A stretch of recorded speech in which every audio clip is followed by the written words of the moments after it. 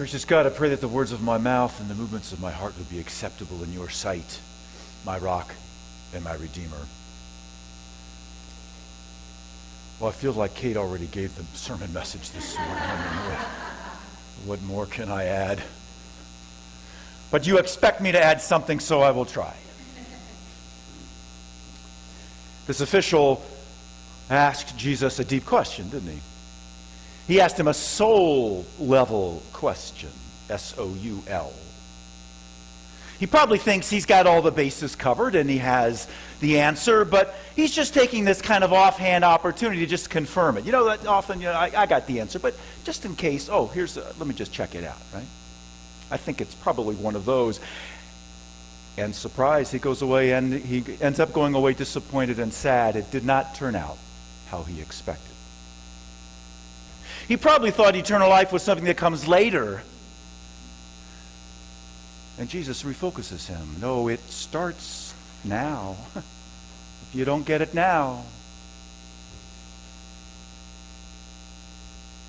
He probably thought it was just a matter of following the rules. Perhaps Jesus responds, sure, the rules are important, but they're not the main thing.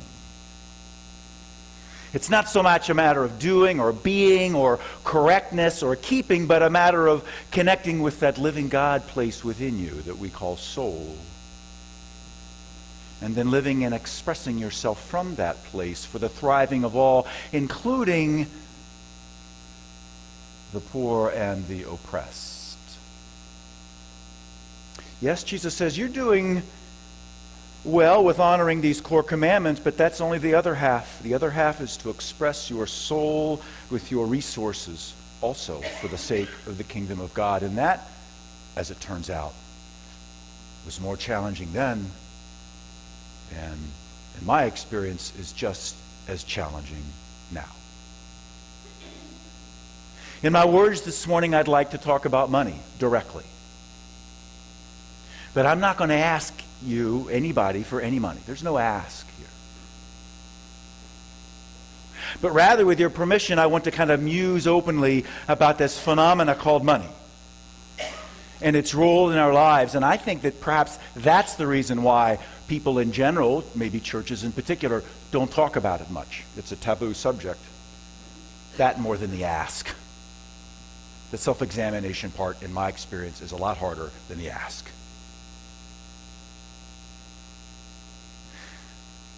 Philanthropist Lynn Twist writes, for most of us, our relationship with money is a deeply conflicted one. And our behavior with and around money is often at odds with our most deeply held values and commitments and ideals, what I call our soul. To which a guy named Mark McKinney, a colleague, adds, money, this is a great image, money is like an iron ring that we put through our nose and it kind of leads us around. We forgot that we're the ones that invented it. What I want for you and what I want for me is to make a difference with what we have now, to express our soul. In other words, express our deepest values. That's what I want for me, and that's what I want for you. As a Christian, I want it to express compassion. I want it to express justice. I want it to express honoring and affirming people's full personhood, the thriving of God's creation. And that, it turns out, in a consumerist culture is a remarkably hard thing to do. I'm reading a book called The Soul of Money by this woman, Lynn Twist, and I'm borrowing heavily here. And underneath the sermon title in your bulletin, you'll see there's a little 9-minute video that if you're inspired by some of these thoughts, you can look at that when you go home on your internet thing. First, when I saw that, I thought, well, how can money have a soul? Of course, it doesn't of itself, but it can be given soul in how it's earned, how it's invested, how it's saved, and allocated. It reminded me 20 years ago, I was kind of like the high point of my financial earnings in my life. It's been downhill since then. And I was feeling pretty good about myself, and I was working a little consulting firm in San Francisco and, kind of socking away. So it was also in the 90s, right? So it's like, just about anything you invested in just kind of like doubled overnight. And you thought, boy, am I smart, And my sister is a financial advisor, stockbroker, anyway. And so I was talking to her one day with some advice, and she said, Jim, so what's your money doing for you? And I couldn't really answer her much. I hadn't thought of it. I don't know, I guess I'm just saving it. She went, well, okay, what's it doing for you besides being saved? I don't know. My aspiration then and now is to use my money as a direct expression of my deepest self. And it's a practice, believe me, I'm still working on it. I waste money. I buy stuff that are part of the problem than are part of the solution. I get excited about money and disappointed about money and frustrated and conflicted about money, but I am on a path. And it's a spiritual path if you choose it to make one. It's a spiritual path in how we allocate our money. It can be if we choose to make it that. I'm going to quote a bit from her, Lynn Twist, here, and just see how this resonates with you, right? If this doesn't, feel free to tune it out, but if it does, it resonates a lot with me. She says, each of us experiences a lifelong tug of war between our money interests and the calling of our soul. When we're in the domain of soul, we act with integrity. We're thoughtful and generous and allowing and courageous and committed. We recognize the value of love and friendship. We admire a small thing well done. This is in the domain of soul, right? We experience moments of awe in the presence of nature's unrefined beauty. We are open, we're vulnerable, we're heartful, we're trustworthy, trusting of others, and our self-expression flourishes. We feel at peace with ourselves and confidence. Then we're an integral part of a larger, more universal experience, something greater than ourselves. This is the domain of soul. Anybody resonate with that? Yeah. And then she says, and then we enter the domain of money, which when you live in a consumerist culture like ours, you cannot avoid. Right? And there, she says, often there seems to be a disconnect, she says, from the soulful person that we know ourselves to be. It's as if we've suddenly been transported to a different playing field where all the rules have changed. In the grip of money, those wonderful qualities of soul seem to be less available. We become smaller. We scramble or race to get what's ours. We often grow selfish or greedy or petty or fearful or controlling or sometimes confused and guilty. We see ourselves as winners or losers, powerful or helpless. And we let those labels deeply define us in ways that are inaccurate, in fact. As if financial wealth and control indicate innate superiority, and lack of them suggests a lack of worth or basic human potential. We become wary and mistrusting, protective of what is ours. We sometimes feel driven to behave in ways inconsistent with our core values. I could be saying I in all of these. And in my behaviors and in my own sense of character and integrity, the domain of money. But remind myself, we humans invented it. Right? Doesn't have to be this way. Money itself isn't the problem. It's an issue of alignment and allocation, which is entirely up to us. Up to you, Jim. I'll speak for myself. Our relationship with money can be a place where I bring my greatest strengths and skills, highest aspirations. In a realm of money, I can truly be great when it's aligned with my deepest values and aspirations and commitments, whether I'm a millionaire or a dollar heir. Isn't that a good one? A millionaire or a dollar heir. We can actually be great with our money and great in our relationship with it. My aspiration then and now is to use my money as a direct expression of my deepest sense of self. It's a practice, and I'm still working on it.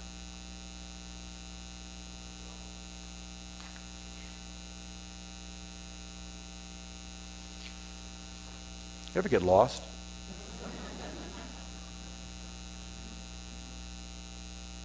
Hold on here. How did I do that?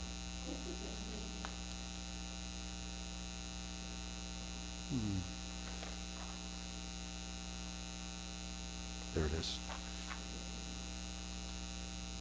I actually spent 15 hours on this sermon. Hold on. Okay.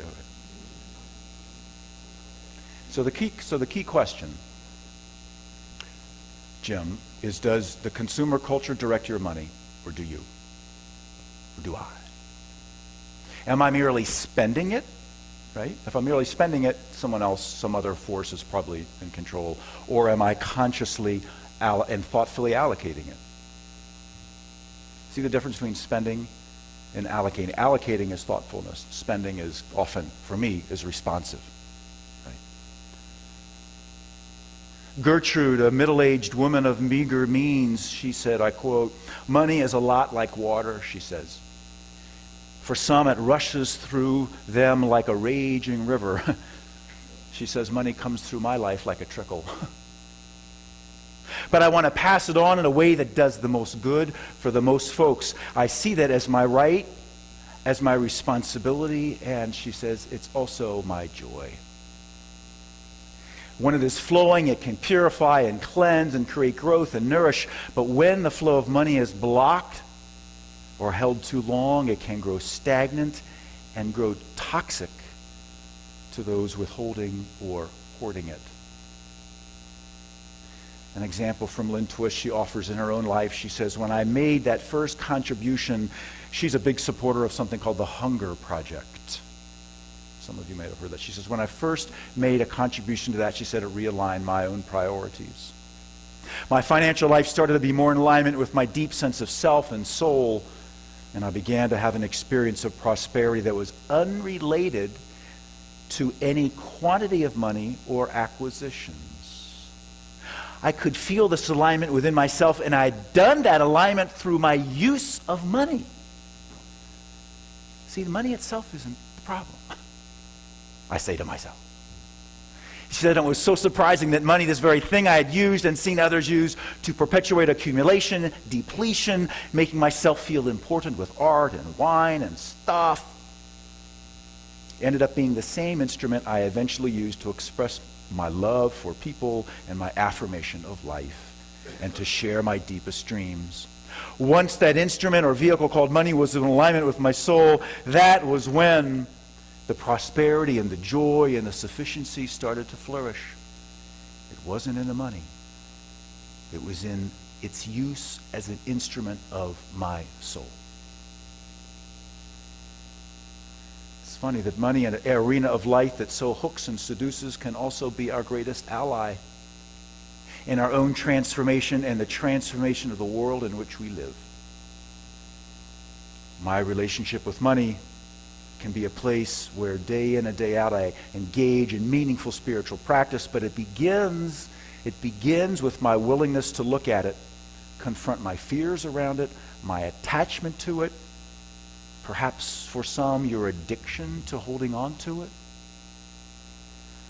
remorse, regret, and hurts around it, and to embrace all of it as an arena for personal growth. It's that kind of engagement that we give money its soul. That kind of engagement is what is a spiritual practice around money. Some examples of allocating money soulfully. We just heard an eloquent one from Kate. Some of the other ones that we've heard, I'm quoting from you all, quote, our NMCC choir has afforded me the opportunity to create music with them over these 20 years. Blending voices, growing in numbers, giving joy to ourselves, to each other's. Friendships develop, support. Hear the level of soul? This is soul talk. And a chance to enhance the worship experience. This church has been a huge reservoir of love and sustenance for my family. This is soul talk. Another one.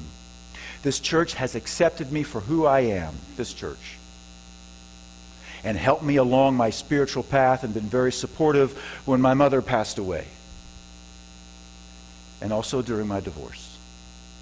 It gave me the strength to better know what was right and how to face difficulties. Today I'm a stronger and happier person with my relationship with God and with this woman with whom I celebrate 5 years of marriage. Is that today? Last Sunday.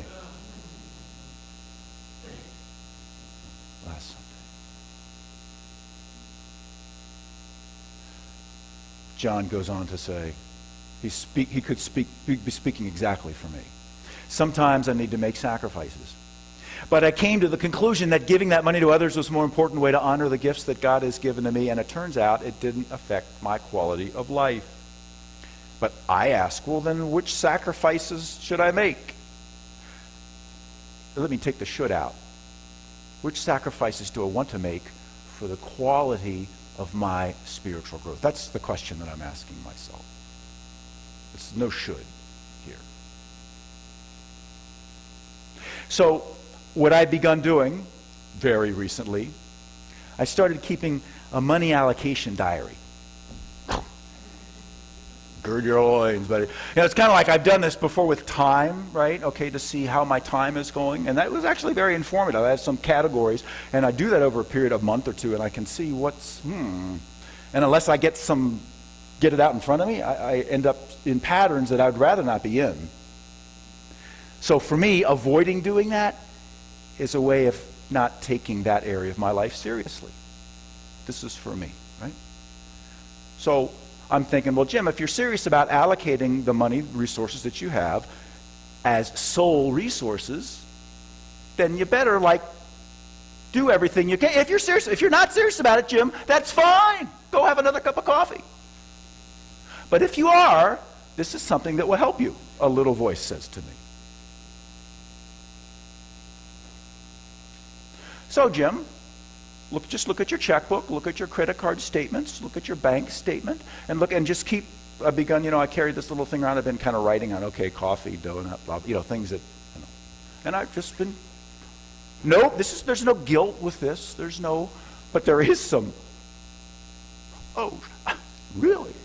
I had no idea. Well, actually, you had an idea. You just didn't want to admit it, Jim. Oh, well, that's another matter. And then for each, then you get them all out, and then there's buckets begin to show up in labels. Oh, okay, coffee. A big one for me is books.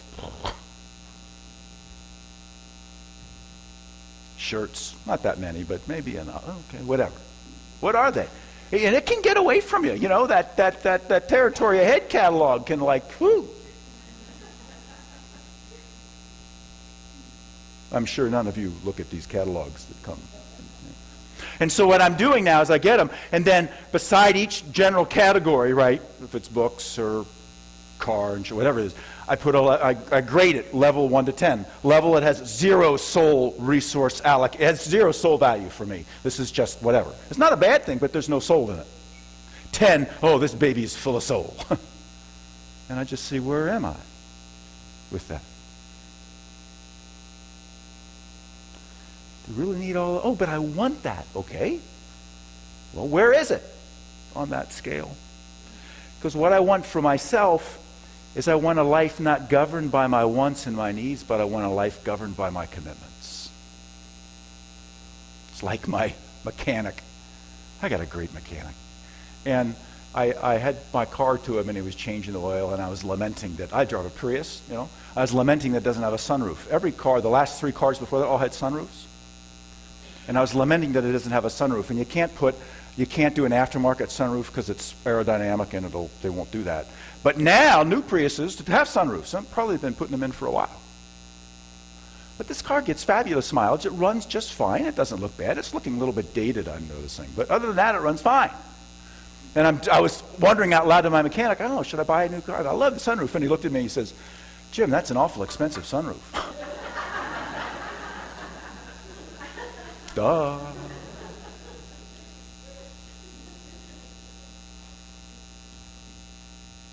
Money doesn't have a soul, but I do and you do. And we can give money soul by the way we earn it and invest it and how we allocate it. And no matter how much or how little you have flowing through your life, when you direct that flow with soulful purpose, you feel wealthy and vibrant and alive. And I know everyone in here has had that experience. I'm greedy, though. I want more of that for me. And when you let your money move to things you care about, your life really lights up. Imagine if that was what money was for. To really light you up at the soul level. But that's right, Jim. It takes some self-awareness. that necessary self-knowledge to make these conscious choices that align my spending, my allocating with my highest commitments as a person of faith. It's a spiritual practice. But I'm on a path. Ask me next Sunday how I'm doing with it. But getting serious about allocating my money at the soul level for the kind of world that I want to see. And I tell you right now, it's pretty clear the kind of world I want. I mean, I'm really clear about the kind of world I don't want. Our political discourse has made that abundantly clear. So I want to do everything I can so that my resources are allocated for the world I want. And as pastor, I want that for you too. Amen.